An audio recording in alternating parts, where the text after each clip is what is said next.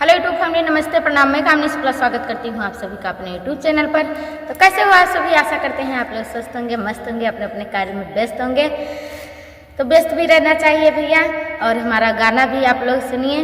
तो आज हम सावन कजरी गीत मिर्जापुरी आप लोग के समक्ष गाने जा रहे हैं। इस समय मिर्जापुरी कजरी गीत पर आप लोग ढेर सारा प्यार दुलार आशीर्वाद दे रहे हैं, इसके लिए आप सभी को दिल से धन्यवाद। और ऐसे ही अपना प्यार दुलार आशीर्वाद बनाए रखना।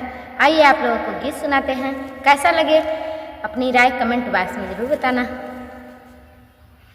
कि रे रमसैया गई परदेसवा, खबर नहीं लीना रे हारी। कि रे रमसैया गई परदेसवा, खबर नहीं लीना रे हारी। हो जाई विदेशवा न भेजै संदेशवा, मन में यही अंदेशवा राम। की हरे रम कौनो सवती बस की ना, खबर नहीं लीना रे हारी।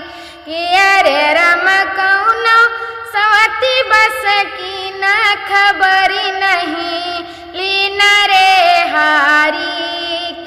रे रमसैया गैया परदेसवा, खबर नहीं लीना रे हारी।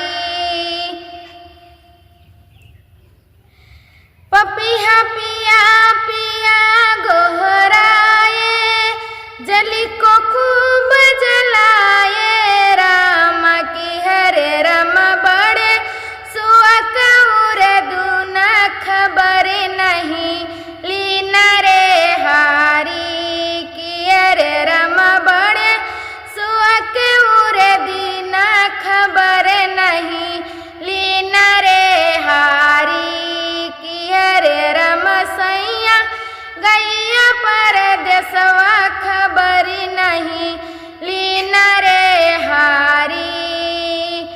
सुनी से जितना डर लागे, सुनी से जिदी अखी उरे दीना, खबर नहीं लीना रे हारी। कि रे रम जैसे बिगुलाब जल बीना, खबर नहीं लीना रे हारी। कि रे रम जैसे बगुला जल बीना, खबर नहीं लीना रे हारी। कि हरे रमसैया गए परदेसवा, खबर नहीं लीना रे हारी।